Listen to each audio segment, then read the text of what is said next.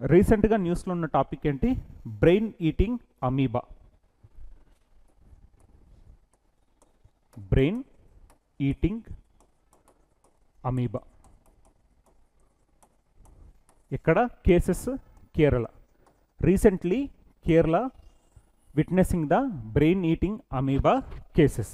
So ఇదేంటి అంటే, ఎవరైనా ఈతకు వెళ్ళినప్పుడు ఏమవుతుందంటే, ఈ ముక్కు ద్వారా ఈ అమీబా అనేది ఏంటి అంటే ఈ బ్రెయిన్కి చేరుకుంటుంది. It will impact the brain. So ఇది మెదడు పైన ప్రభావం చూపే ఒక ఏకకణజీవి. దాన్ని మనం ఏమంటున్నాం? అమీబా అంటున్నాం.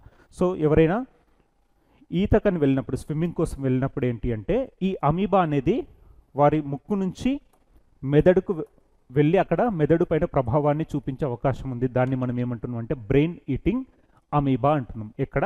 Kerala. So let us discuss in detail. So కేరళలో పిఏఎం కేసులు ఇటీవల పెరుగుతున్నాయి. సో కేరళలో నెగ్లేరియా ఫౌలేరి. సో దీన్ని మనం ఏమంటున్నాం? Naegleria fowleri. నెగ్లేరియా ఫౌలేరి లేదా మెదడును తినే అమీబా. సో దీన్ని మనం ఏమంటున్నాం? నెగ్లేరియా ఫౌలేరి లేదా మెదడును తినే అమీబా వల్ల కలిగే అరుదైన మెదడు సంక్రమణ అయిన primary amoebic meningoencephalitis. Primary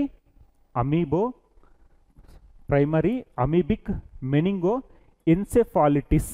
so PAM అంటే ఫుల్ ఫామ్ ఏంటి?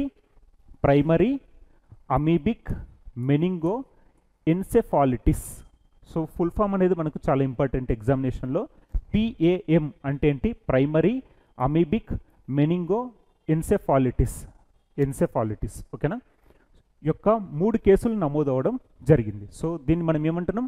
నెగ్లేరియా ఫౌలేరి అంటున్నాం. సో నెగ్లేరియా ఫౌలేరి గురించి డిస్కస్ చేద్దాం. సో నెగ్లేరియా ఫౌలేరి అనేది వెచ్చని మంచినీరు మరియు నేలలో కనిపించే స్వేచ్ఛా జీవన ఏకకణ జీవి. సో ఇదేంటి అంటే ఒక ఏకకణ జీవి. ఇది ముక్కు ద్వారా వ్యక్తులకు సోకుతుంది. ముఖ్యంగా ఈత కొట్టేటప్పుడు మరియు మెదడుకు ప్రయాణించి కణజాల నాశనానికి మరియు చావుకి కారణమవుతుంది. ఇది త్రాగునీటి ద్వారా సంక్రమించదు మరియు అంటువ్యాధి కాదు. సో ఇదేంటంటే ముక్కు నుంచి బ్రెయిన్కి చేరుకుంటుంది, అక్కడ ప్రభావాన్ని చూపుతుంది. సో ముక్కు నుంచి మెదడుకు వ్యాపిస్తుంది, అక్కడ తన ప్రభావాన్ని చూపిస్తుంది. దాన్ని మనం ఏమంటున్నాం? ప్రైమరీ అమీబిక్ మెనింగో ఎన్సెఫాలిటిస్ అంటున్నాం. So PAM. So PAM cases in Kerala recently 3 cases. Primary amoebic meningoencephalitis cases are increasing.